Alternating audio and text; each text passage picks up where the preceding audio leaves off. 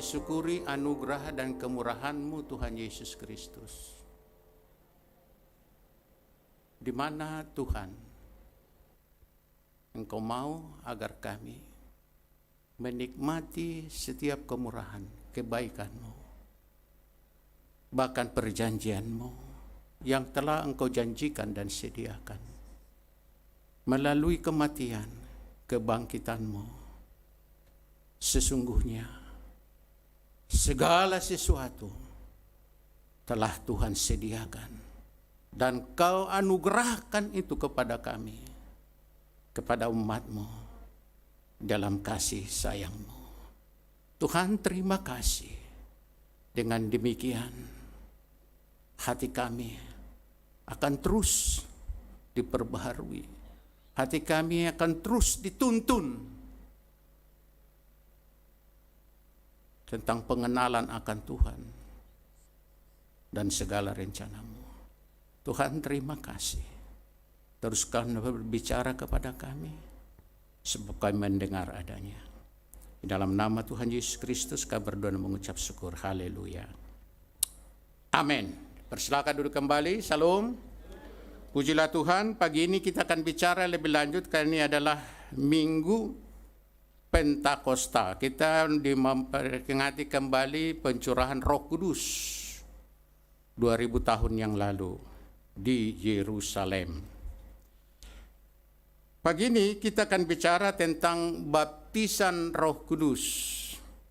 Sekalipun baptisan Roh Kudus ini di satu sisi banyak umat Tuhan alergi, enggak tertarik, karena melihat dan mendengar ada akses yang negatif.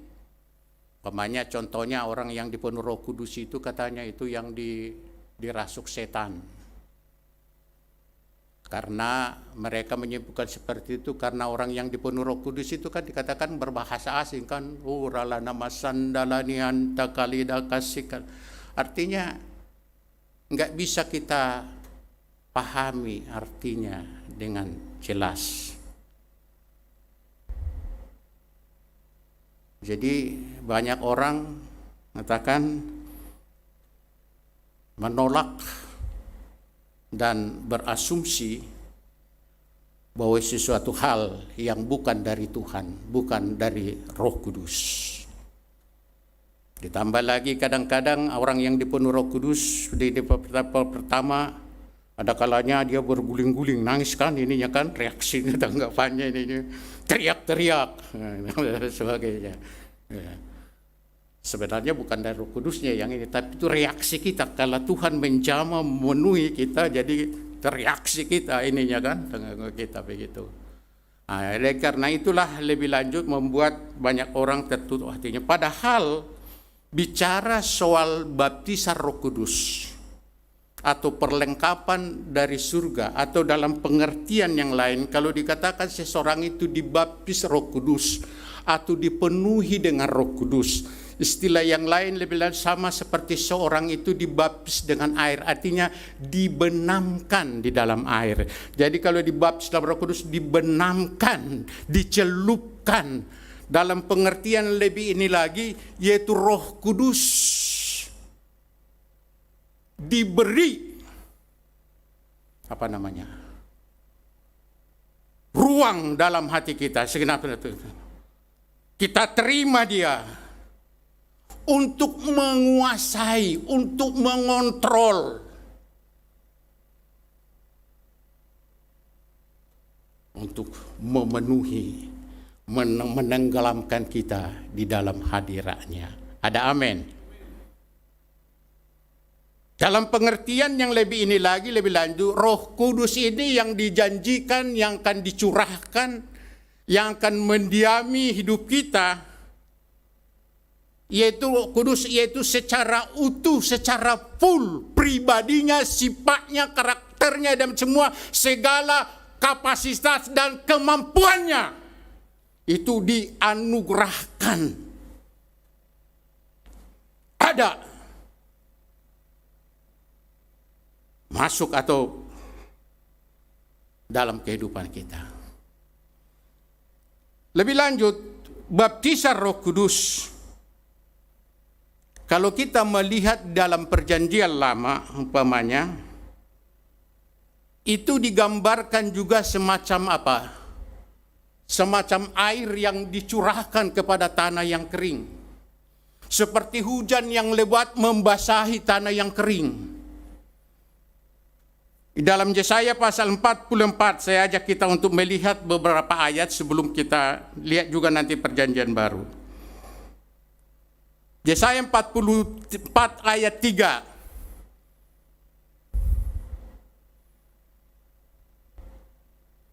Firman Tuhan berkata begini, sebab aku akan mencurahkan air ke atas tanah yang haus dan hujan lebat ke atas tempat yang kering. Aku akan mencurahkan rohku ke atas keturunanmu dan berkatku ke atas anak cucumu. Jadi, apa namanya? Air yang dicurahkan, hujan yang lebat yang dicurahkan ke tanah yang kering, itu digambarkan lebih lanjut, roh yang akan dicurahkan, yang akan dianugerahkan, yang akan diberikan kepada umat manusia.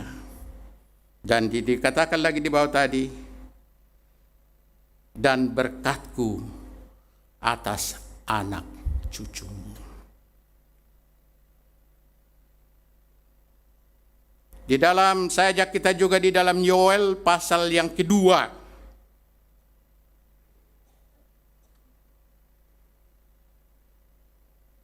Ini berupa nubuatan ya. Jadi kurang lebih 700 tahun sebelum peristiwa pencurahan itu, 700 tahun, 800 tahun sebelum peristiwa itu sudah dikasih tahu. Baik melalui Nabi Yesaya, demikian juga melalui Nabi Yoel. Jadi apa yang terjadi pada hari Pentakosta itu yang tertulis dalam Kisah Para Rasul 2 ayat 4 itu adalah penggenapan. Digenapi apa yang sudah diberitahukan jauh-jauh hari. Bahwa Tuhan akan mencurahkan rohnya, Tuhan akan memenuhi umatnya dengan kuasa, dengan Roh Kudus. Dikatakan begini, dalam Yoel pasal 2 ayat 28 dan 29. Kemudian daripada itu, akan terjadi bahwa aku akan mencurahkan rohku ke atas semua manusia. Maka anak-anakmu laki-laki dan perempuan akan bernubuat. Orang-orangmu yang tua akan mendapat mimpi. Teruna-terunamu akan mendapat penglihatan-penglihatan. Juga ke atas hamba-hambaku laki-laki dan perempuan akan kucurahkan rohku pada hari-hari itu. Roh Kudus dicurahkan karena akan memberikan tuntunan, akan memberikan kepada kita bimbingan, akan memberikan kita yaitu kesanggupan, pertolongan untuk kita bisa mengenal Dia lebih baik dan benar. Bukan hanya lebih lanjut mengenal, tetapi juga untuk kita juga bisa bersekutu dengan Dia. Demikian juga kita akan mendapat ajaran dan bimbingan melalui rohnya yang dinyatakan dengan berbagai karunia seperti ini, mimpi dan sebagainya dan sebagainya. Ada amin. Dalam pengertian yang lain, Tuhan mau mencurahkan rohnya, mau memenuhi kita. Dia mau memperkaya kita dengan segala berkat-berkat surgawi. Dia sedang memperlengkapi kita Karena sekali lagi kita melihat dalam perjanjian baru, setelah dia mengajar murid-muridnya dan sebagainya, kemudian setelah dia menyelesaikan juga misi penyelamatan dengan mati dan bangkit dan orang mati, dia naik ke surga. Tentu dia berjanji tidak akan meninggalkan murid-muridnya dengan yatim piatu. Dia akan mengirim seorang penolong. Bicara tentang Roh Kudus, seorang penghibur. Dalam hal ini yang sekali lagi yang akan memimpin, yang akan menghibur, yang akan menolong, yang akan mengingatkan mereka tentang segala sesuatu yang diajarkan oleh Tuhan.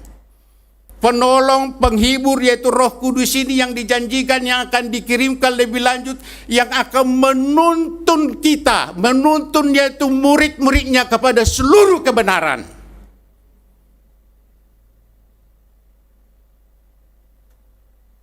Roh Kudus sebagai penolong, sebagai penghibur yang akan dikirimkan lebih lanjut, itu juga sekaligus untuk memperlengkapi atau memberikan kuasa, otoritas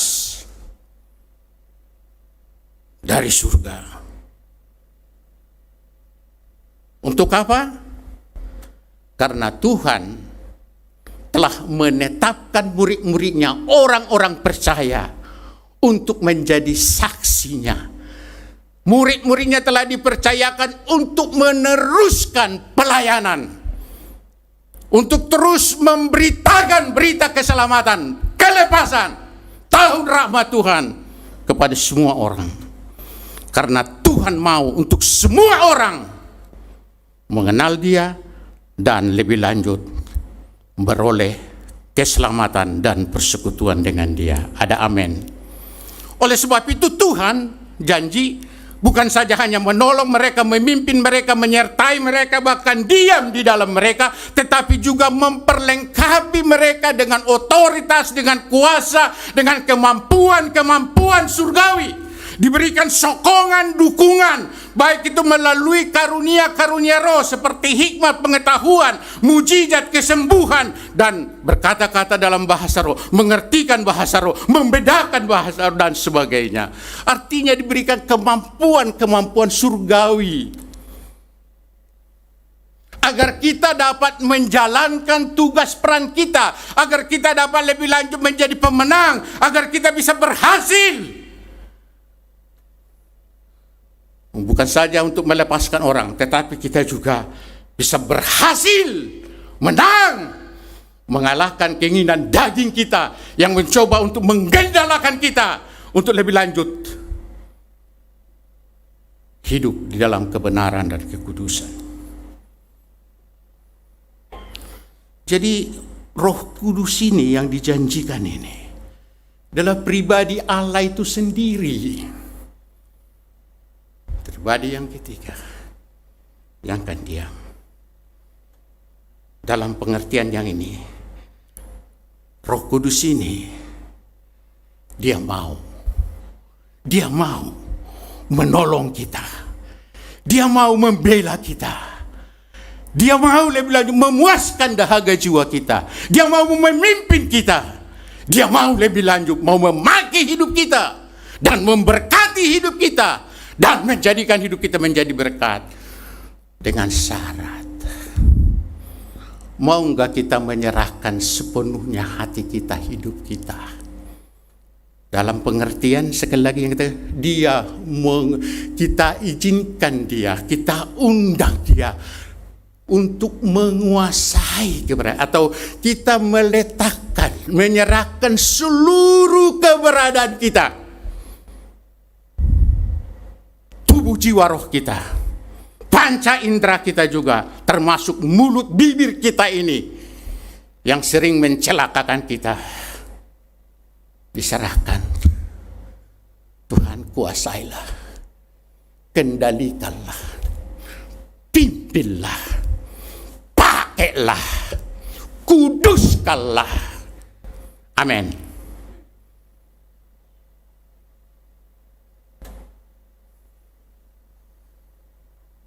Mengapa ini amat penting? Sekali lagi, kita hidup pada akhir zaman. Zaman terakhir. Sifat, karakter, kelakuan, gaya hidup orang manusia pada akhir zaman ini, maaf kata, dalam Injil firman Tuhan diidentikan, disinonimkan dengan lebih lain sikap, karakternya seperti yang ada di kebun Ragunan sana.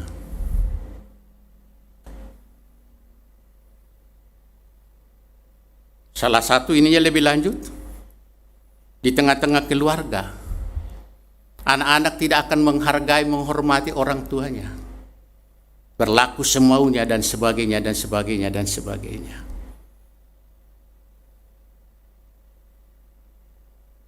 Orang tidak akan lebih lanjut, tidak akan ada kecenderungan untuk mencari Tuhan. Untuk itulah saudara-saudaraku yang dikasihi Tuhan, sekali lagi Tuhan dalam kasih-Nya ingin menolong umat-Nya agar mereka tetap lebih lanjut bisa bertumbuh secara rohani dan juga bisa terus untuk menjadi berkat dan kesaksian. Jadi baptisan Roh Kudus itu juga digambarkan seperti apa? Hujan awal, yaitu peristiwa 2000 tahun yang lalu di Yerusalem itu, yaitu pada hari Pentakosta, itulah hujan awal.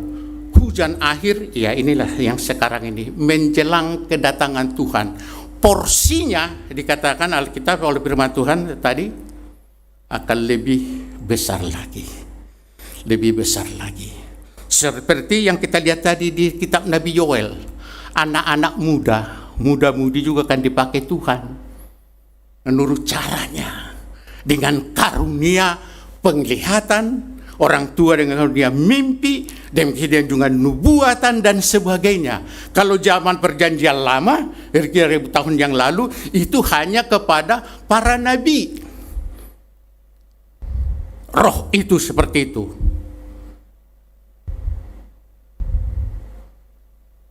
Tetapi zaman akhir ini, Tuhan mau berbicara kepada kita dengan berbagai cara. Tuhan juga mau memakai kita untuk mewujudkan maksud dan kehendak-Nya bagi dunia ini. Atau berita keselamatan ini harus terus diwartakan sampai ke ujung bumi. Maka Dia lebih lanjut mengurapi, membaptiskan, memenuhi, memperlengkapi umat-Nya. Demikian saudara-saudaraku yang dikasihi oleh Tuhan, dalam kitab Perjanjian Baru, khususnya di Injil Yohanes, sebelum kita masuk kepada kesimpulannya. Dalam Injil Matius dalam Matius pasal yang ketiga dikatakan begini, saya mau ini dulu tentang baptisan Roh Kudus ini. Atau saya ajak kita juga melihat dulu dalam perjanjian lama mengenai air ini juga di dalam Injil Yohanes pasal 12 ayat 12 sampai 14. Ini pembicaraan Yesus dengan perempuan Samaria di sumur Yakub. Di dalam ayat ini dikatakan waktu Yesus menawarkan, pertama tentu Dia meminta air kepada perempuan Samaria ini. Namun waktu Yesus meminta ini, perempuan Samaria ini mengatakan, "Weh, kamu orang Yahudi, saya ini orang Samaria." Sebenarnya enggak ada ada semacam pantang lah atau enggak lazim lah ngobrol-ngobrol antara orang Yahudi dengan orang Samaria. Karena di mata orang Yahudi, orang Samaria ini orang yang sudah murtad, yang sudah hidup di dalam dosa.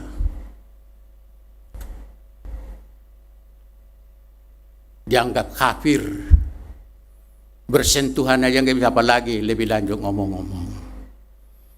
Tapi waktu Yesus lebih lanjut meminta air, kemudian ditanggapi oleh perempuan Samaria ini bahwa tidak ada sebenarnya persekutuan antara orang Yahudi dengan orang Samaria.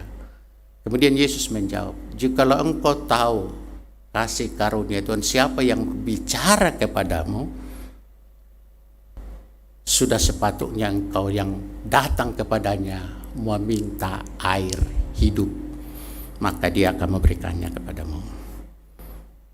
Dalam ayat yang 13, jawab Yesus kepadanya, barang siapa minum air ini, ia akan haus lagi. Tetapi barang siapa minum air yang akan kuberikan kepadanya dan tidak akan haus untuk selama-lamanya, sebaliknya air yang akan kuberikan kepadanya akan menjadi mata air di dalam dirinya yang terus-menerus memancar sampai kepada hidup yang kekal.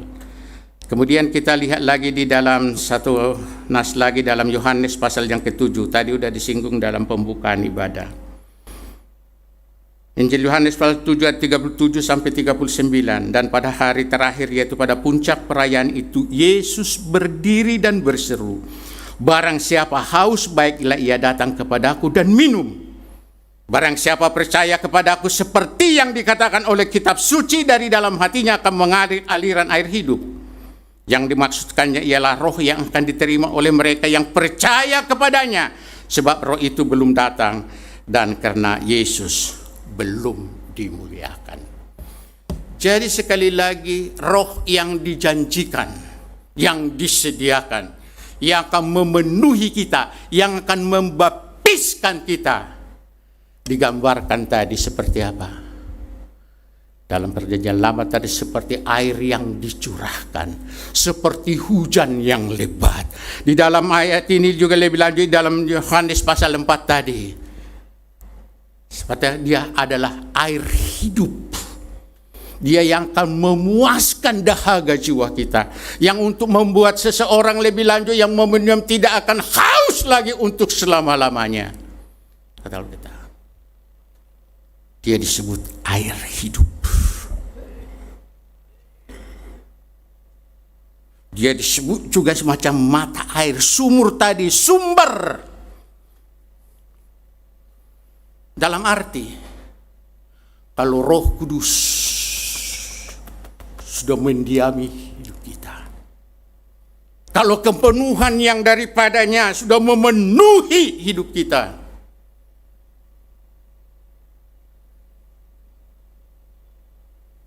untuk pribadi, kamu tidak akan merasakan lagi rasa kekeringan, rasa gersang dalam hidup ini. Betapa banyak kita secara ekonomi, secara keuangan berlimpah atau cukup, lebih dari cukup. Kedudukan oke. Keluarga juga. Keluarga besar, keluarga kecilnya semua terberkati. Tetapi banyak waktu kita sehari-hari lebih banyak bersedih. Suasana hati kita, hidup kita seperti ada di padang gurun.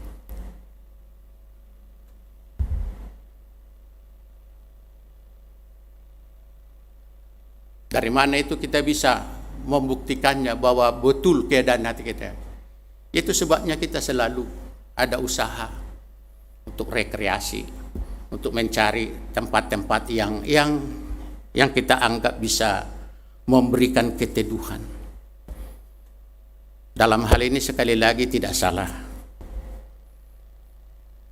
Tapi kalau dalam pengertian, pemahaman, dengan harapan bahwa tak kala saya nanti pergi ke sana melakukan ini, tak kala saya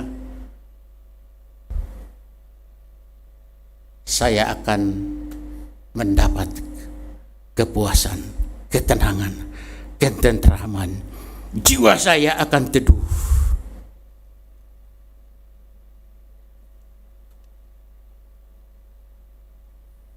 Amin.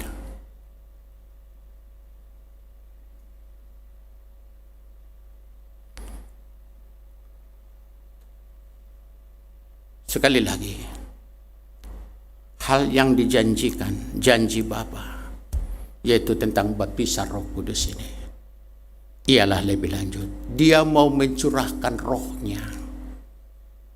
Kehadiran Roh Kudus dengan segala kelimpahannya, dengan segala ekstensinya, mau dalam kehidupan kita.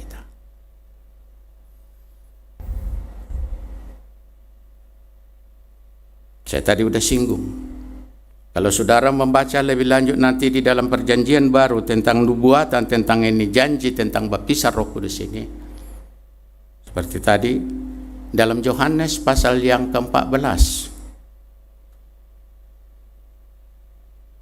di sana sudah dikatakan itu. Demikian juga ayat 26, pasal 15 ayat 26, pasal 16 Yohanes pasal 16 ayat 78. Sekali lagi, dia sebagai penolong, sebagai penghibur yang akan menyertai kita, yang akan diam di dalam kita, dan yang akan menuntun kita kepada seluruh kebenaran, yang akan mengingatkan kita tentang apa yang dikatakan oleh Yesus.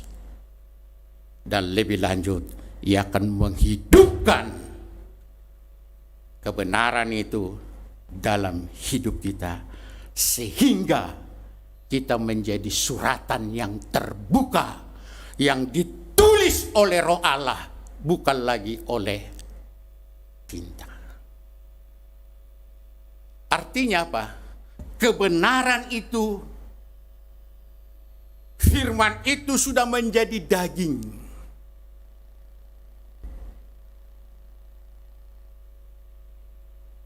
Perintah Tuhan yang mengatakan jangan itu bukan lagi hanya tetapi itu sudah menjadi apa? Sikap, itu menjadi karakter, itu menjadi kelakuan kita.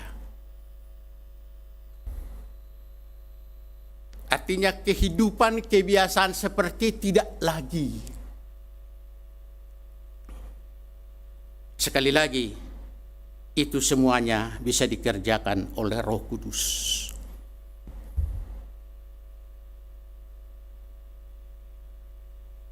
Ada amin?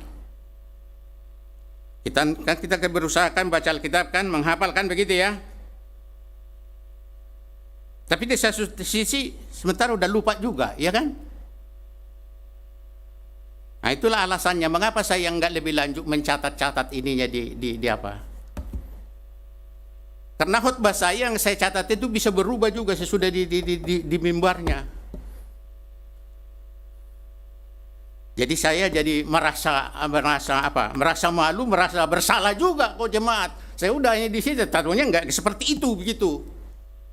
Nah ini aja juga, ini udah bongkar pasang ini sebulan ini udah ada 7 kali ininya nih.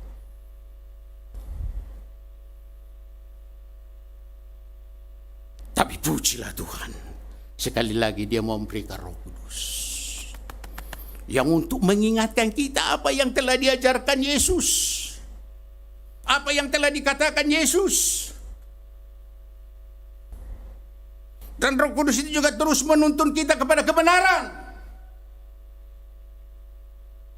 Dalam prakteknya lebih lanjut, kalau suatu hari kelak umpamanya kita teraniaya, terpenjara, diminta pertanggungjawaban lebih tentang ajaran kita, tentang pendirian kita yang kokoh, yang teguh kepada Injil, sehingga kita dipenjarakan oleh orang-orang yang tidak senang.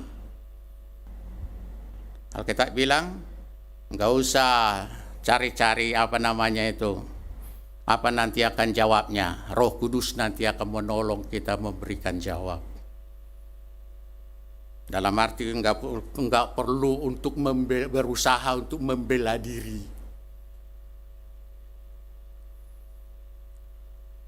Untuk itu saudara-saudaraku yang dikasihi oleh Tuhan. Kemudian kalau kita membaca di dalam Kisah Para Rasul 2 ayat yang keempat, singkatnya mereka dipenuhi dengan Roh Kudus sesuai dengan janji. Mengapa? Sekali lagi karena Tuhan yang sudah menjanjikannya dan menyediakannya.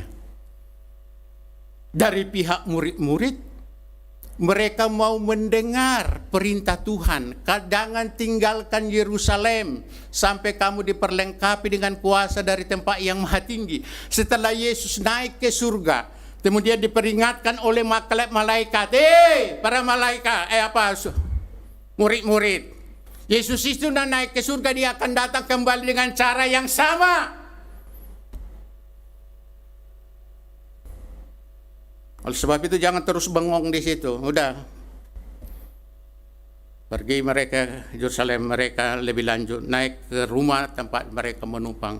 Di sanalah mereka lebih lanjut menantikan apa yang dijanjikan Tuhan selama 10 hari loh. Apa yang kita nikahin itu kemarin itu bukan 10 hari. Kita cuma 8 kali. Itu pun cuma berapa jam. Ini murid 10 hari mereka berdua. Kalau kita baca Kisah Para Rasul 1 ayat 14, lihat aja di situ. Mereka bertekun.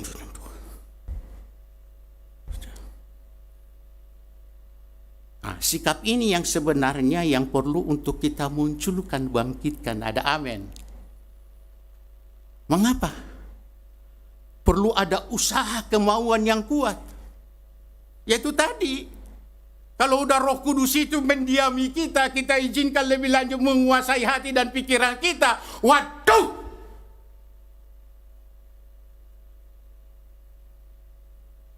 Bukan hanya surga milik kita, saudaraku. Tetapi di bumi ini juga, maksudnya surga milik kita, suasana yang surga itu menjadi milik kita waktu kita ada di atas muka bumi ini. Tapi kita melihat juga pekerjaan-pekerjaan tangan kita.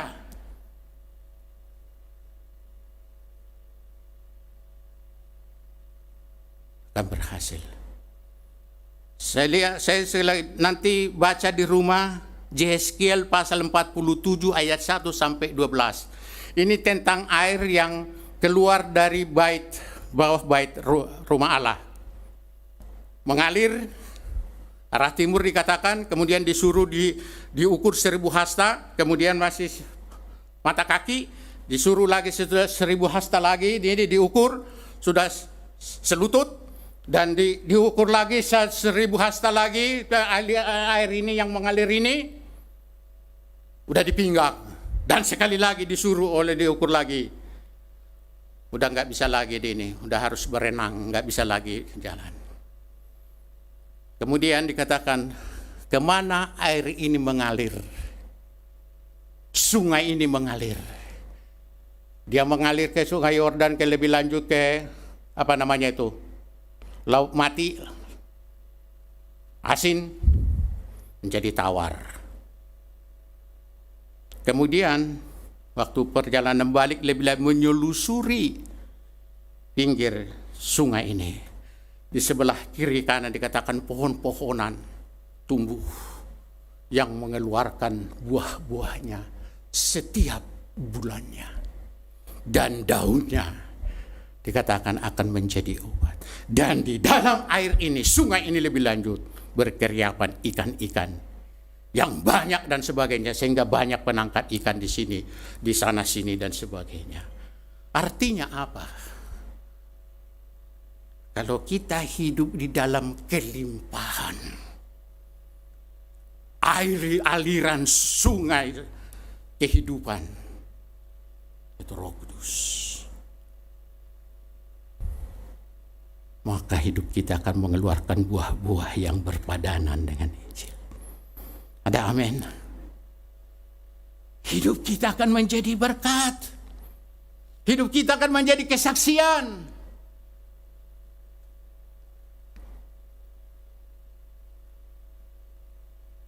Kiranya Tuhan lebih lanjut mengukirkan, menghidupkan, menjabarkan dalam hati dan pikiran. Yang penting sekarang, bangkitkanlah rasa haus dan lapar. Tuhan mengatakan, barang siapa yang haus, mari datang kepadaku, aku akan berikan dia dengan cara cuma-cuma.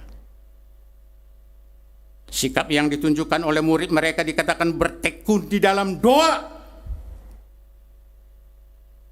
Waktu peristiwa lebih lanjut tentang baptisan Roh Kudus itu, kemudian juga mereka yang dipenuhi dengan Roh Kudus dengan berkata-kata bahasa roh, kemudian juga membawa kegemparan. Orang-orang yang ada di Yerusalem dari berbagai negara, orang-orang Yahudi menyaksikan itu. Mereka termangu-mangu melihat keajaiban itu. Karena apa lebih lanjut? Mereka mendengar orang-orang Galilea dalam pengertian yang kurang berpendidikan, yang bukan lagi tahu juga bahasa mereka. Tapi mereka tak kala mereka dipenuhi dengan Roh Kudus, berkata-kata dengan bahasa asing.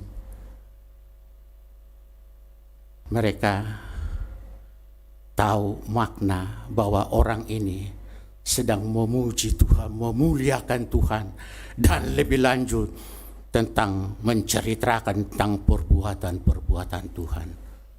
Dalam arti bahasa roh mereka aja, bahasa asing mereka bisa dipakai oleh Tuhan untuk memberkati orang, menyadarkan orang lain, bahkan membangkitkan rasa haus dan lapar. Untuk itu saudara-saudaraku yang dikasihi Tuhan, Injil Lukas pasal 11 mengatakan tentang soal sesuatu permintaan yang akan kita minta kepada Tuhan. Mintalah, maka kamu akan menerima. Carilah, maka kamu akan mendapat. Ketoklah pintu, pintu akan dibukakan. Setiap yang mencari, yang meminta akan menerima. Setiap yang mencari akan mendapat, dan yang mengetuk pintu akan menerimanya. Jikalau Bapa yang jahat tahu memberikan pemberian yang baik kepada anak-anaknya, apalagi Bapamu yang di surga, Dia akan memberikan Roh Kudus. Dia akan memberikan Roh Kudus kepada mereka yang memintanya. Roh Kudus ini adalah puncak dari segala janji, dari segala berkat yang Tuhan sudah sediakan bagi kita. Haleluya. Haleluya. Mari kita